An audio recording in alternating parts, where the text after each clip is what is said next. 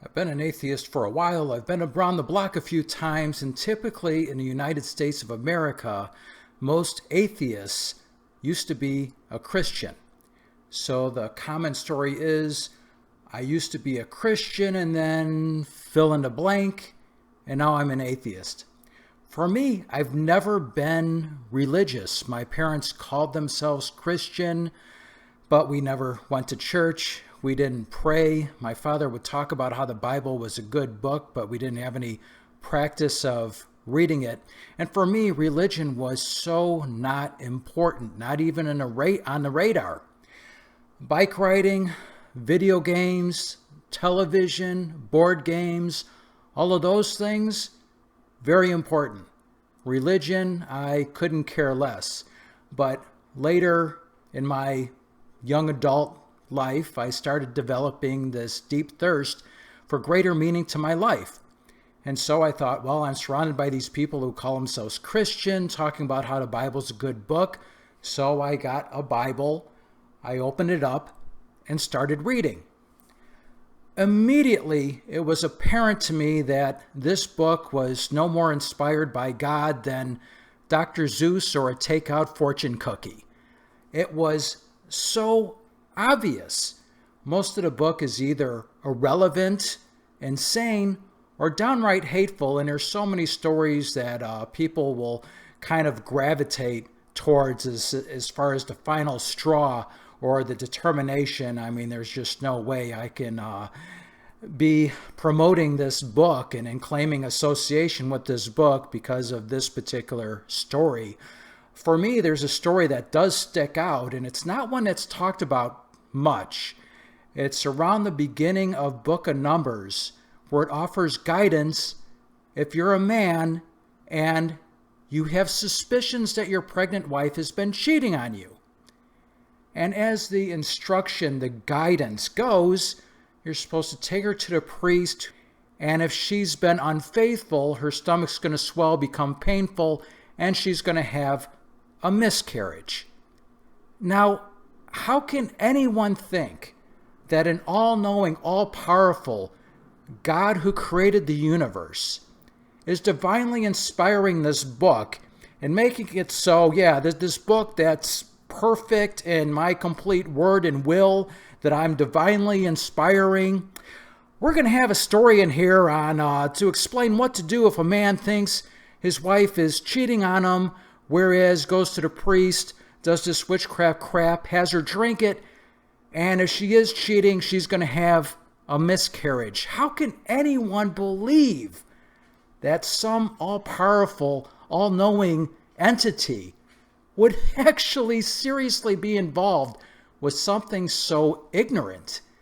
Ignorant and harmful. I mean, sometimes miscarriages happen. Women have miscarriages. And remember, and just imagine during these ignorant times of superstition, it's bad enough having a miscarriage, but then she has to go through such shame and such being accused. Oh, you must have done something to offend God. It's your fault this happened. Because of this ignorance that, once again, we're supposed to believe comes from this all-knowing God. I have no idea how people can seriously say, yes, this is the divine word of an all-knowing, all-powerful being. It is absolutely insane.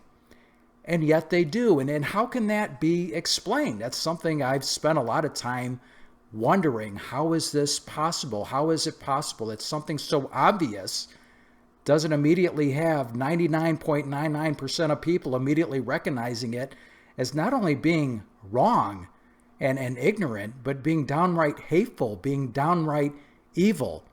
And what I've come up with is basically the conclusion that it comes about through child indoctrination. When you look at people, even when you look at the most rational, intelligent people, many of them are religious, or when you look back in history, were religious.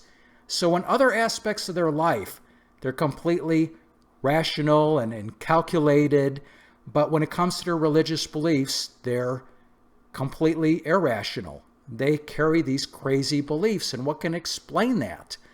I believe it is child indoctrination. In a certain age, If you instill an ideology, if you shove an ideology down that kid's throat, in most cases, not all, because some atheists did have heavy religious indoctrination and somehow they were able to move above it, but in most cases, that just plants stones in the mind that will never be broken down, and that brain damage will be there until death.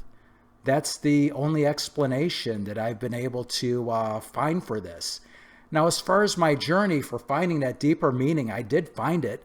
I found it in philosophy. I found it in studying ancient philosophers, modern philosophers, studying Socrates, Confucius, the unexamined life is not worth living, the definitions of an exemplary person.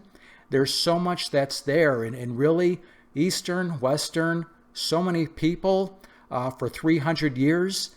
Islam ruled science and philosophy. Baghdad was the intellectual capital of the world. There's many ancient Islamic philosophers, a lot of great wisdom, a lot of great secular wisdom, even ones that criticized Islam. Could you imagine that?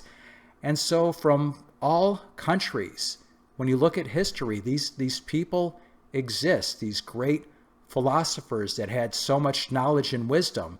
And so for me, that collection provides that greater meaning and so much superior to ancient myths, so much superior to what's in the Bible or the Quran.